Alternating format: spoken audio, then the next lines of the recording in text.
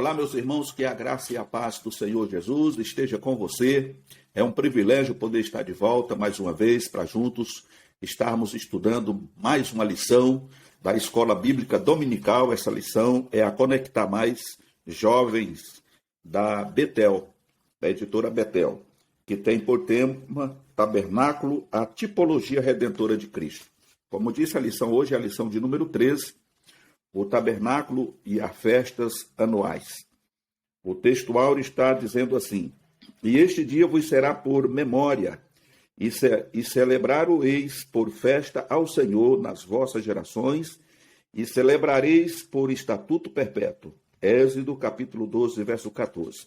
Para os irmãos que têm aí a Bíblia, porque a lição ela não traz a leitura, o texto bíblico de referência dessa aula está registrado em Levítico, capítulo 23, do verso 1 a 25. A verdade aplicada diz: as festas eram celebrações à bondade, providência e fidelidade de Deus. O tema, os objetivos desta lição de hoje, primeiro é conceituar as festas anuais e seu contexto em Israel, conhecer o momento histórico das festas e destacar a importância destas festas no meio do povo. A introdução diz assim: os hebreus celebravam várias festas sagradas no decorrer do ano, instituídas pelo próprio Deus, as quais denominavam de santa convocações. Nesta lição estudaremos algumas delas, mostrando o grande propósito de Deus através destas festas anuais. Um ponto que me chama a atenção é que Deus, ele gosta de festa. Deus não gosta de ver o seu povo entristecido, cabeça baixa, decepcionado com alguma coisa. Então, depois de 430 anos, vivendo sob uma opressão de Faraó ali no Egito, o Senhor tira esse povo por intermédio de Moisés e traz esse povo para o deserto para celebrar uma festa ao Senhor, para cultuar a Deus. Então nós vemos aqui que por estatuto divino ou por decreto divino, Deus instituiu várias festas que deveriam ser realizadas e observadas por todo o tempo. E nós vamos estar falando aqui de algumas em particular. Eu vou dar já um ponto aqui para os irmãos. Nós vamos estar falando da festa da Páscoa, que era uma reunião em que era comemorado a saída do povo de Israel do Egito. Então isso ficou perpetuado e eles deveriam estar fazendo esse trabalho para que essas informações fossem passadas de pai para filhos. Segundo, a festa dos tabernáculos e de Pentecostes. Era uma outra festa onde as pessoas construíam as cabanas, nós vamos ter vendo aqui, e ficava um período ali, no final das colheitas, Eles iam para ali cultuar a Deus. Então nós vemos aqui essas duas festas e os seus objetivos. E tinha também a festa da expiação. Então nós vamos estar vendo aqui no corpo desta lição, vamos estar comentando um breve resumo, como sempre fazemos, mas acreditando que Deus vai falar bem mais forte em cada coração através do seu Santo Espírito. Ok, meus queridos? Então vamos adiante. Peguei aqui umas referências também, se for necessário, a gente vai estar passando aqui mais informações para os irmãos acerca dessas festas que Deus determinou que o povo de Israel observasse por toda a sua vida. Primeiro, as festas em Israel. A expressão hebraica traduzida por festa tem dois significados básicos. A primeira é uma ocasião assinalada e a outra é regozijo. Em regra geral, as festas envolviam um ou mais dias em que os hebreus suspendiam seus trabalhos para celebrarem ao Senhor. Então, nós encontramos aqui que tinha finalidade, tinha um fim específico, como falei já a princípio, principalmente a festa dos tabernáculos. Eles se afastavam do trabalho por alguns dias. Se não me falha a memória, parece que tinha uma duração aí de uns 8 dias. Precisava ver aqui nas referências. Então, onde eles ficavam habitando em cabanas para relembrar o tempo em que o povo de Israel habitou em cabanas no deserto. porque não tinha morada permanente, ok? O primeiro ponto, nós vamos ver aqui o objetivo das festas. Qual era o objetivo das festas? O objetivo das festas era para que os israelitas meditassem sobre a bondade, providência e fidelidade de Deus. As festas estavam ligadas à agricultura ou a algum acontecimento em que Deus tivesse livrado o seu povo. Por isso, as festas eram um momento de celebração quando verdades eram reiteradas e convicções lembradas. Algumas destas festas teriam que ser observadas perpetuamente, como a festa da Páscoa, que está registrado lá em Êxodo, capítulo 12, verso 14. Qual era a finalidade de Deus para que essas festas acontecessem? A finalidade era que Deus não queria que o povo se esquecesse de sua história de milagres e intervenções divinas. Por isto, requisitou as festas para que servissem de lembretes ou de lembrança. Aquele momento que está registrado em Êxodo, capítulo 12, verso 14, ele tem uma simbologia muito grande, porque ali nós vemos o povo de Israel sacrificando, né, um cordeiro e passando sangue na verga das portas. Esse sinal de sangue já apontava para o sacrifício de Jesus, como está escrito. O sangue de Jesus nos purifica de todo o pecado. E naquela ocasião, o anjo da morte ia passar. E na casa que não tivesse a marca do sangue, ou seja, o primogênito daquela família morreria. E a ordem de Deus era que, desde o primogênito dos animais até o primogênito do rei. E assim aconteceu. E eles deveriam comer a carne daquele cordeiro assada, com pães sem fermento, que é chamado o pão ázimo, e com ervas amargas. Então, nós vemos ali também, nesses três elementos, uma simbologia, principalmente nas ervas amargas, que falava do sofrimento, da humilhação do povo de Israel ali no Egito. O pão simboliza Cristo, que é o pão que desceu do céu. Quem come desse pão não terá fome, quem bebe da água não terá sede. É o que o Senhor Jesus disse. E o cordeiro assado também simboliza o Cristo, que foi sacrificado em favor de todos nós e de toda a humanidade. Então nós vemos aí que o motivo do Senhor exigir do povo de Israel uma constância de ano em ano, celebrar essa festa, a festa da Páscoa, era para que o povo não viesse se esquecer e que essa lembrança fosse passada de pai para filho, até a volta do Senhor Jesus. E são festas que hoje o povo de Israel observa, e muitas denominações observam. Louvado seja Deus. O segundo ponto, as festas revelavam o Deus de Israel. E aí nós vemos aqui que desde que os hebreus viviam no Egito, o propósito de Deus sempre foi tê-los como propriedade exclusiva, pois Deus exige primazia e, conforme diz o texto sagrado, o Espírito que em nós habita tem ciúmes. Não é diferente hoje. Quando Deus tira o povo do Egito, nós precisamos trazer à memória a promessa que Deus fez a Abraão, que depois passou para Isaac e que depois passou para Jacó, que depois se torna Israel. Né? Então, através de Israel, nós vemos ali as 12 tribos de Israel. E a partir daí, Deus trabalhando. Chega no momento em que José é vendido, os irmãos conhecem a história, é vendido aos amalequitas, ele é levado como escravo para o Egito, é vendido lá no Egito, mas Deus é com ele e Deus já tinha um propósito, porque Deus sabia, e ele sabe, ele conhece o passado, o presente e o futuro, e Deus sabia que o povo de Israel poderia perecer no deserto por falta de víveres, por falta de mantimento. E, de repente, depois de José passar por diversas dificuldades, ele chega ao ponto que Deus queria que ele chegasse, que era ser o governador do Egito.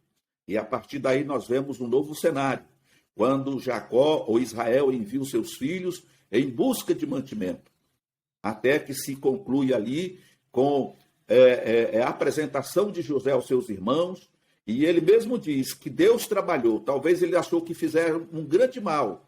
Mentiram para Israel, dizendo que uma fera tinha devorado José e etc. Levaram ali as roupas manchadas de sangue, numa camuflagem que eles fizeram, mas tudo tinha ali a mão de Deus trabalhando em favor do seu povo, mantendo firme a promessa que tinha feito ao seu servo Abraão. Eles vão para o Egito e por muitos anos eles são abençoados naquela terra, mas houve a troca de Faraó. E a partir do momento que o Faraó mudou, ele começou a ver o povo com outros olhos, porque esse povo que chegou ali, conforme o texto sagrado, diz que quando Israel entrou no Egito, eles eram apenas 70 almas. Então imagine, 70 almas, 70 pessoas chegaram ao Egito. E agora, depois de muitos anos, eles já eram milhões. E principalmente esse foi o fato de Faraó começar a escravizá-los e baixar um decreto para matar as crianças recém-nascidas do sexo masculino, porque ele tinha medo que esse povo, por ser um grande povo, se levantasse contra o Faraó e tomasse o reino e desse um golpe de Estado, vamos dizer assim. Então, tudo isso aconteceu. No entanto, esse povo, após se acostumar com a vida no Egito, não digo todos, mas a maioria se afastou de Deus. E a opressão veio através da escravidão. Muitos morreram debaixo da chibatada. Muitos morreram debaixo das cargas que carregavam. Mas um dia esse povo resolve aclamar ao Senhor. E Deus ouve o seu clamor. E se apresenta a Moisés, que os irmãos conhecem a história de que ele foi criado por 3 meses pela sua mãe, depois, não tendo como escondê-la, colocou num cesto de betumado ali, de vime, e coloca no rio Nilo, e a água leva, e de repente também Deus prepara uma pessoa para criá-lo. E ali ele recebe tudo o que precisa para se tornar o grande líder que foi, Moisés. Deus se apresenta a Moisés, e Moisés se torna o libertador do povo de Israel. Então, irmãos, é uma história rica, é uma história maravilhosa, que aconteceu de fato. E a preocupação de Deus era que esses ensinamentos ele fosse estendido de geração em geração até a volta de Jesus. Então, nós vemos aqui ainda que a festa da Páscoa, por exemplo, mostrava um Deus libertador. A festa do tabernáculo aponta para o fiel provedor nas perseguições. As demais nações precisavam olhar para Israel e assim serem impactadas com a sua liturgia, exaltando ao único e verdadeiro Deus. Vale salientar também que estas festas serviam para que os próprios pais reforçassem na mente e no coração de seus filhos sobre o caráter de Deus, que é o Deus tremendo. As gerações precisam aprender sobre a bondade e a fidelidade de Deus. Então, tudo isso, Deus traz à memória, Moisés passa para o povo, de que eles nunca poderiam se esquecer. E quando a gente olha para os nossos dias, quantas bênçãos Deus realizou em nossas vidas, quantos livramentos Deus nos deu nesta vida, quanta provisão o Senhor tem nos dado, a provisão do dia a dia. E nós, muitas das vezes, não reconhecemos. Abrimos o espaço para reclamar disso, daquilo, sempre estamos reclamando e não temos tempo para agradecer a Deus, para adorar a Deus na beleza da sua santidade, pelo que Ele já fez, pelo que Ele está fazendo e pelo que Ele ainda vai fazer.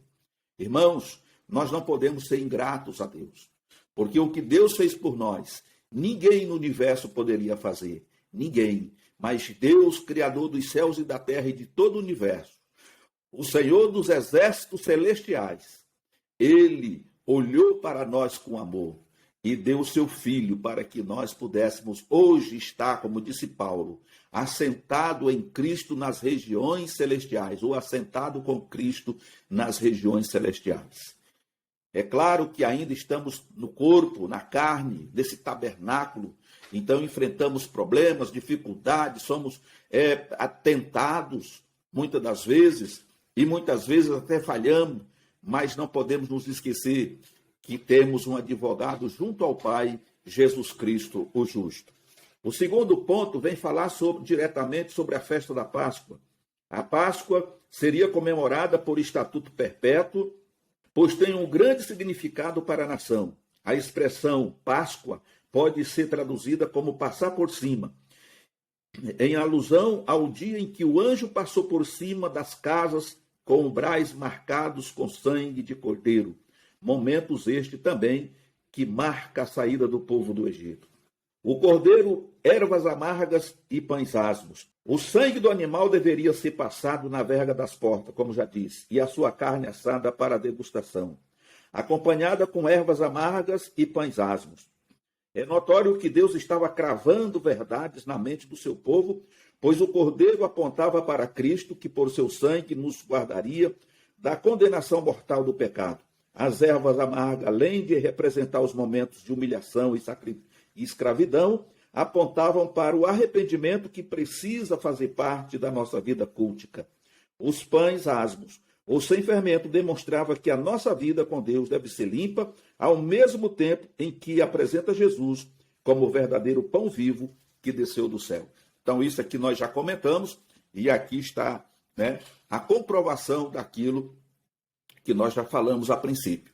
Então, cada símbolo tinha a sua função, tinha o seu papel prioritário, na nossa salvação, na nossa redenção. Talvez aqueles irmãos, o povo de Israel que participou desse momento glorioso ali, desse grande milagre, podemos dizer assim, eles não tinham ideia do que isso representaria para uma geração futura, para os povos que viriam no futuro. E hoje nós temos não somente o relato do que aconteceu, mas a pontuação de tudo aquilo que isso representou e representa para nós nos dias em que vivemos nessa pós-modernidade. O segundo ponto fala da Páscoa e a igreja. Foi justamente durante a festa da Páscoa que Jesus Cristo morreu na cruz do Calvário, sendo ele mesmo o Cordeiro Pascal. Na noite da quinta-feira, Jesus reúne-se com seus discípulos e institui a Santa Ceia, caracterizado por um encontro de comunhão, instrução e reflexão sobre as responsabilidades da nova aliança que seria firmada na cruz. Neste evento, com os 12, Jesus estabelece o pão e o vinho como símbolo da nova aliança. Jesus foi explícito ao dizer: o pão é o meu corpo, que por vós é dado. Fazei isto em memória de mim. O seu corpo seria dilacerado pelo açoite dos verdugos, portanto, precisamos encarar com seriedade o pacto. O outro elemento é o sangue, e Jesus diz: este é o cálice do Novo Testamento, no meu sangue, que é derramado por vós. Nós temos aqui um ponto importante nesse comentário aqui sobre a Páscoa, a igreja, porque a Páscoa era o símbolo da comunhão na nova aliança, através do sacrifício vivo que é Cristo, que era o seu corpo, que foi dado para nós como alimento, e o seu sangue, o sangue da nova aliança.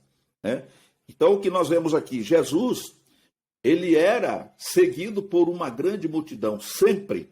Quando nós lemos os evangelhos, nós vamos ver Jesus na frente de uma grande multidão, e muitas das vezes pessoas tendo dificuldade de chegar até Jesus.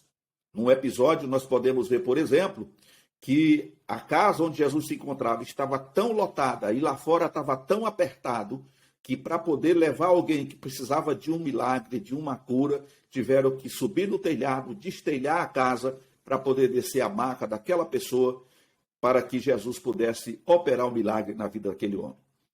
Mas quando nós olhamos para esta comunhão, para esse momento sublime de comunhão com Deus, o Senhor se isola somente com os seus 12 discípulos. É lógico que entre eles estava o traidor, mas isso já estava escrito sobre ele.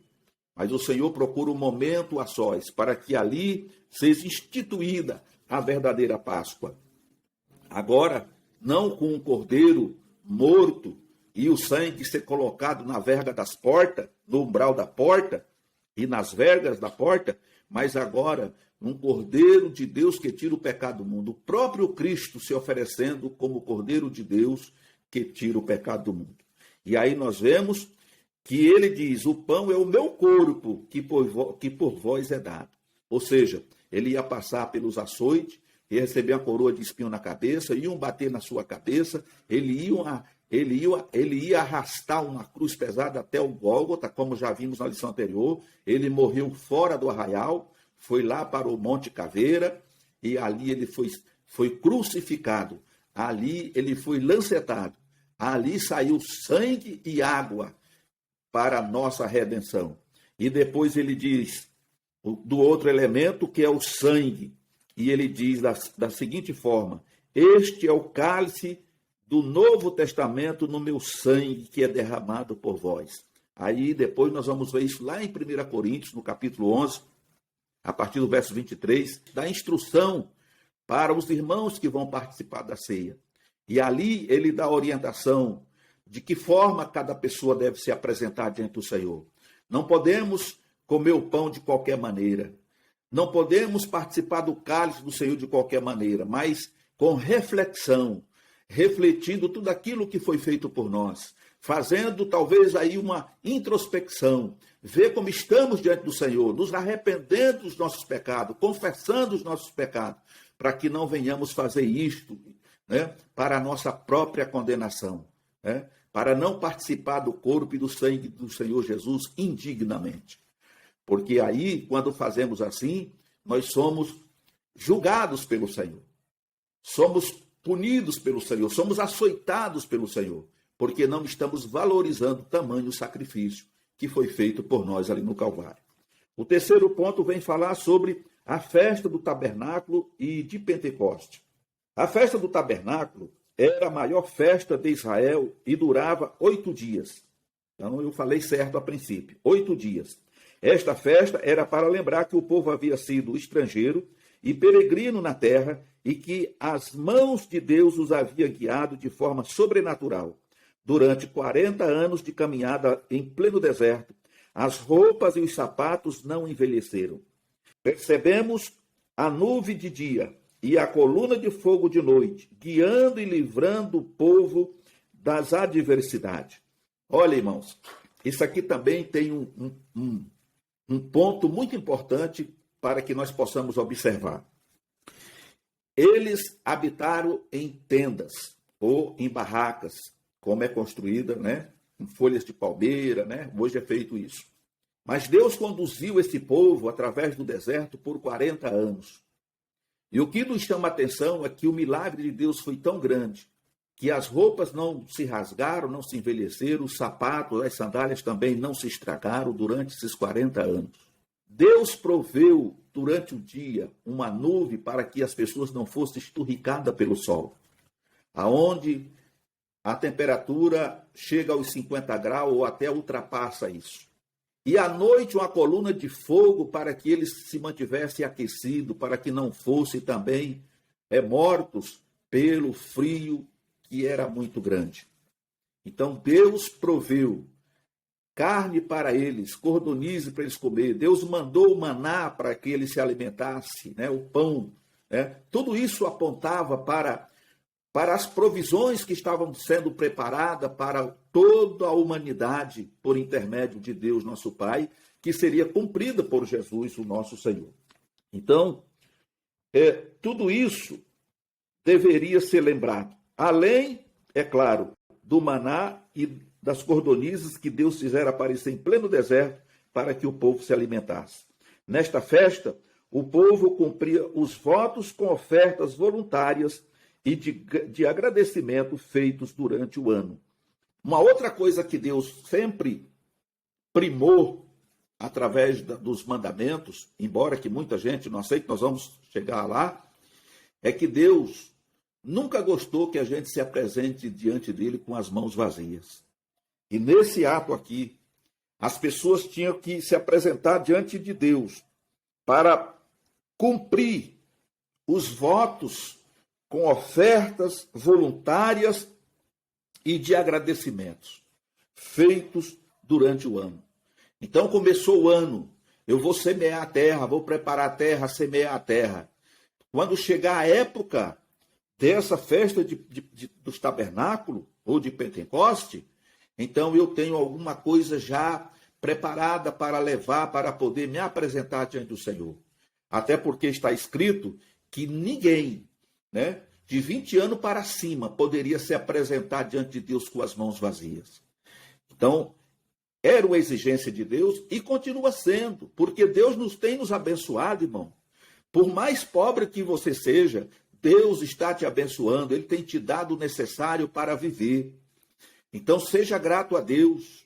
E uma das coisas que nós podemos fazer com um coração, né, livre, com um coração voluntário, é devolver a Deus aquilo que pertence a Deus, é o nosso dízimo, as nossas ofertas.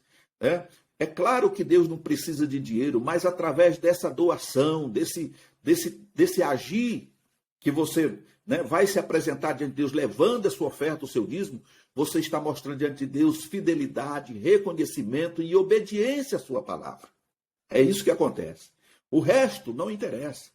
O que a pessoa que vai receber, o líder religioso, o pastor, o bispo, seja lá quem for, o que ele vai fazer é problema dele com Deus.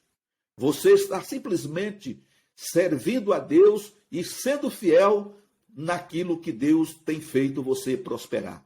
Esse é o fato. O resto é Deus e a pessoa que vai administrar aqueles bens, né, aqueles víveres.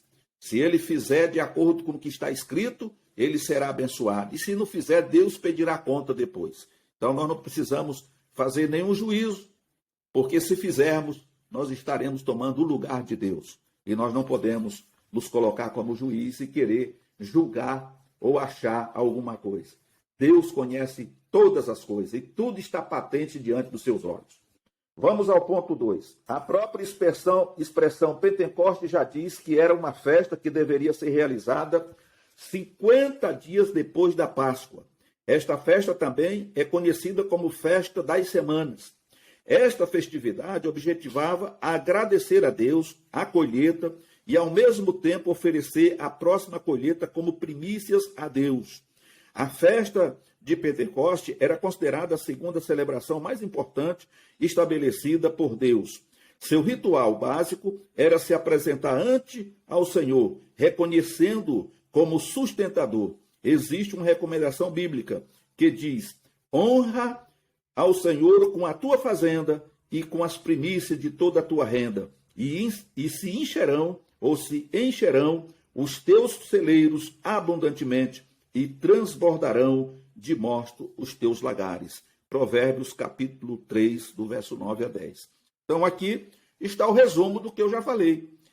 O Senhor está dizendo aqui, através dessa recomendação bíblica que nós lemos, honra ao Senhor com a tua fazenda e com as primícias de toda a tua renda, e se encherão os teus celeiros abundantemente, e transbordarão de mostos os teus lagares.